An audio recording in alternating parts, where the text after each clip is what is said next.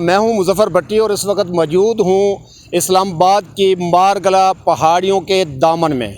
جی، آج بڑی عدالت کا بڑا فیصلہ سامنے آیا ہے۔ سے مراد میری یہ ہے کہ سپریم کورٹ آف پاکستان نے 63A کے حوالے سے جو نظر ثانی درخواست تھی اس پر آج فیصلہ سنا دیا ہے۔ اس فیصلے کے پس منظر میں موجودہ صورتحال اور اس کے مستقبل کے حوالے سے ہم سینئر صحافی اور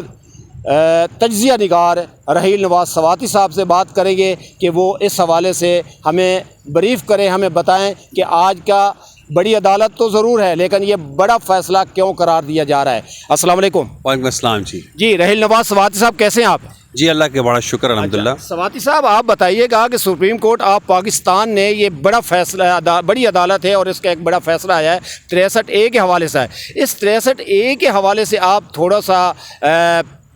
عوام کو، پبلک کو تھوڑا سا انفارم کر دیں کہ یہ 63A کیا ہے اور اس کے مقاصد کیا ہیں اور اس کے جو اثرات ہیں جو فیوچر میں فیوچر پر اثر انداز ہوں گے وہ کیا ہوں گے؟ جی، بہت شکریہ۔ پہلے تو آپ نے موقع دیا 63A کی آپ نے بات کی، تو 63A آئین میں ہمارا وہ آرٹیکل ہے کہ جو کہ کسی پارٹی کے اراکین کے لیے جو کہ اسمبلی میں موجود ہوتے ہیں، قومی اسمبلی یا صوبائی اسمبلی میں، ان کے متعلق ہے کہ اگر کسی پارٹی کا کوئی رکن اسمبلی وہ پارٹی کی ہدایت کے مطابق جو فیصلہ وہ کرتے ہیں، مثلا اگر آپ دیکھیں تو جو وزیر اعظم پر اعتماد یا عدم اعتماد کا جو مرحلہ ہوتا ہے، جب منی بل پیش کیا جاتا ہے، جیسے کہ بجٹ ہمارا پیش کیا جاتا ہے، کوئی آئینی ترمیم ہوتی ہے،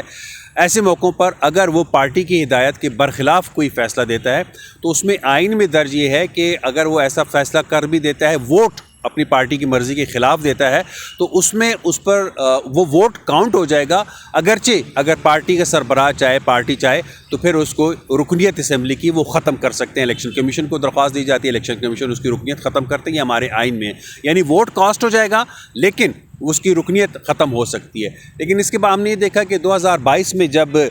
وزیر اعظم تھے عمران خان اور عدم اعتماد کی جب تحریک آئی، اس کے بعد وہ وزیر اعظم نہیں رہے، اس کے بعد پنجاب میں جو ہے حکومت تبدیل ہونے کا مرحلہ تھا، تو حمزہ شہباز وزیر اعلیٰ کے طور پر آئے تھے اور اس وقت جو نون لیگ کے پاس ووٹ کی کمی تھی تو پھر 10 ووٹ ان کو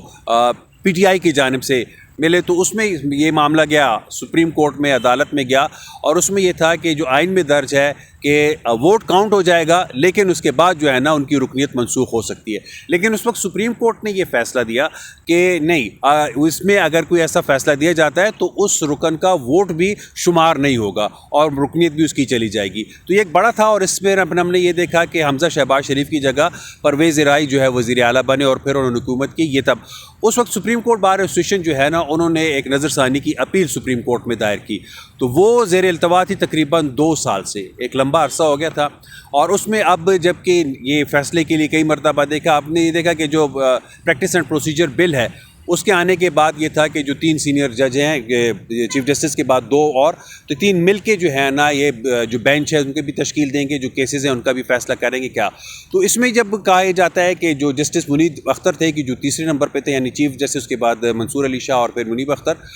وہ ادر جج بھی ہیں جنہوں نے یہ فیصلہ اس وقت لکھا تھا۔ تو 63A کی جب بات آتی تو کہا یہ جاتا ہے کہ وہ اس پہ جو ہے نا نہیں سنتے تھے، اس کے التوا میں ڈالتے تھے۔ یہ بہرحال جو رپورٹرز ہیں سپریم کورٹ کی ان کی طرف سے کہا جاتا ہے۔ بہرکیف اب جو آرڈیننس آیا، آرڈیننس میں جو حیت تبدیل کی اور جو ترتیب تبدیل کی، اس کے بعد یہ کیس لگا سپریم کورٹ میں، نظر ثانی کی جو درخواست ہے، اور اس پر ہم نے دیکھا کہ سمار والے دن 30 ستمبر سے اس پر سماعت کا آغاز ہوا، اور آج جو ہے چوتھا دن تھا اور آج فیصلہ آ گیا۔ اور اگر انہوں نے جو سپریم کورٹ کا فیصلہ تھا، آج کے فیصلے نے اس فیصلے کو کالعدم کر دیا، اور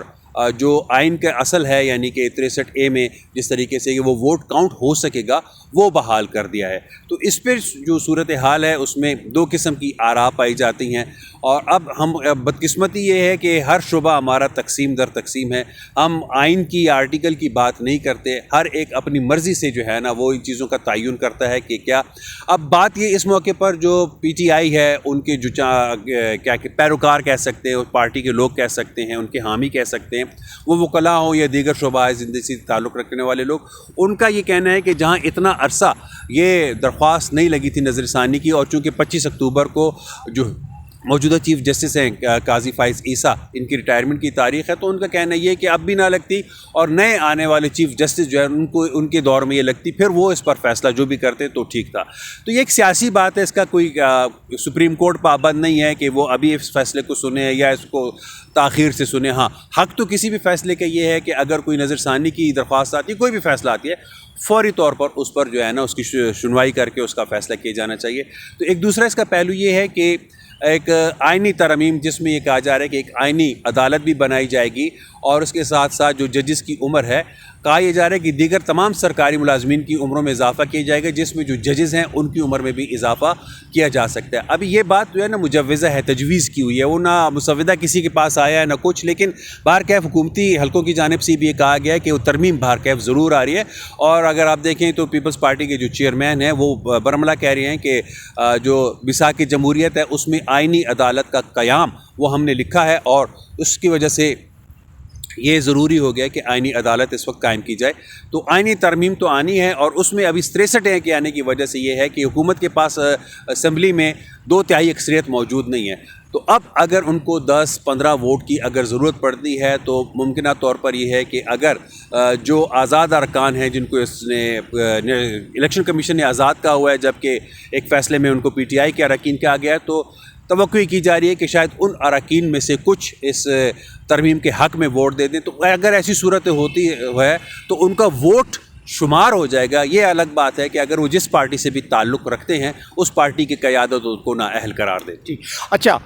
پہلے تو یہ آپ بتائیے گا کہ یہ جس آئین کی ہم بات کر رہے ہیں یہ آئین 1973 والا ہے جو مصدقہ آئین کہلاتا ہے، متفقہ آئین کہلاتا ہے، یا کہ اس کوئی ترمیمی جو آئین جو ہے وہ اس میں آیا تھا؟ ایک تو یہ کہ تھوڑا سا کلیئر کر دیجیے گا کہ جس 63 کی ہم بات کر رہے ہیں۔ سیکنڈ آپ یہ بتائیے گا کہ جیسے کہ آپ ابھی بتا رہے ہیں کہ ایسی صورت میں بالخصوص ہے، لگتا تو یہی ہے کہ بالخصوص پی ٹی آئی کے جو ارکان اسمبلی ہیں وہ اگر ان کے ساتھ آ جاتے ہیں تو کیا یہ وہ اقدام ہے جو چھانگا مانگے کا کیا گیا تھا، یہ وہ دوبارہ دہرایا نہیں جائے گا کہ کسی کو خریدا جائے گا، ہارس ٹریڈنگ جسے کہیں گے؟ اس حوالے سے کیا کہیں گے؟ دیکھیے، اس حوالے سے تو میں یہی کہوں گا کہ بہت ساری چیزیں صرف بیانیے کی حد تک ہوتی ہیں، اور بدقسمتی سے ہمارے ہاں یہ چیزیں ہوئی بھی ہے، ایسا نہیں کہ نہیں ہوئی، لیکن ہوتا یہ ہے کہ جس سیاسی پارٹی کو جو چیز سوٹ کرتی ہے اس وقت اس کی بات کرتی ہے۔ اس وقت جو ہے پاکستان تحریک انصاف کی اگر ہم بات کریں وہ اس چیز کے خلاف ہے، لیکن ہم نے یہ بھی دیکھا کہ سینٹ میں جب حاصل بزنجو تھے چیئرمین سینٹ کے لیے، جب وہ کھڑے تھے اور اس وقت 64 اراکین نے جو ہے نا ووٹنگ سے پہلے کھڑے ہو کر حاصل بزنجو کے حق میں بات کی تھی، لیکن جب پھر ووٹنگ ہوئی اور اس وقت جو ہے نا اقلیتی جماعت ہونے کے باوجود جو ہے پاکستان تحریک انصاف کے جو حمایت یافتہ جو چیئرمین سینٹ وہ منتخب ہو گئے تھے، تو سب حیران ہوئے تھے کہ یہ تو ایک غیر آئینی اجلاس سے ہوا ہے کہ جو ہارس ٹریڈنگ کی ہم بات کرتے ہیں، تو اس سمیت پاکستان تحریک انصاف ہو یا کوئی بھی سیاسی جماعت ہو، جس موقع پر ان کو جون سی چیز سوٹ کرتی ہے وہ اس کے حق میں چلے جاتے ہیں، اور جو ان کے حق میں نہیں ہوتی اس کی مخالفت کرتے ہیں۔ تو یہ بدقسمتی سے ہمارے ہاں یہ روایت رہی ہے، لیکن بسا اوقات ہم بھی تجاوز کر جاتے ہیں کہ جو رائے دینے میں ہم جو ہے نا جو صحیح بات ہے اس سے ہم بھی تجاوز کرتے ہیں۔ تو اس کو متوازن ہونا چاہیے، کسی بھی سیاسی جماعت کو اپنی حد سے آگے نہیں جانا چاہیے۔ اچھا، آج فیصل وابڈا نے، سینیٹر ہیں فیصل وابڈا نے پریس کانفرنس کی ہے، اور انہوں نے اپنی پریس کانفرنس کے دوران ایک بات کہی ہے کہ 2018 میں ہم نے الیکشن جیتنے سے مراد یہ ہے کہ ہم نے وہ کام کیا، تو 2024 میں ایسا ہو گیا، تو یہ ہوتا رہتا ہے، اس پہ کیا کہیں گے؟ دیکھیں، اس کو تسلیم کرنا پڑے گا۔ اب جو 2018 میں معاملات ہوئے تو آر ٹی ایس فیل ہوا اور ایک حکومت کو لایا گیا۔ موجودہ جو حکومت ہے اس کے حوالے سے بھی اس قسم کی باتیں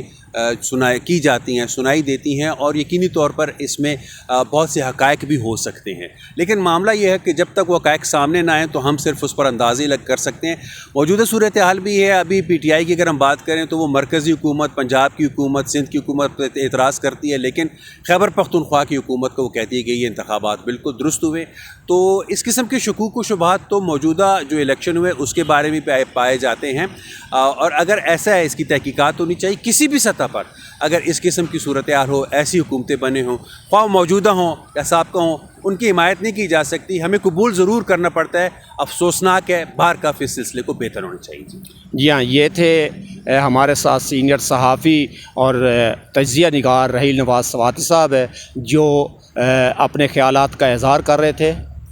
ہمارے اس مان ٹی وی چینل کو سبسکرائب کریں، کمنٹس کریں، اپنی رائے کا اظہار کریں اور اس کو لائک کریں اور شیئر کریں۔ مظفر بٹی، مان ٹی وی، اسلام آباد۔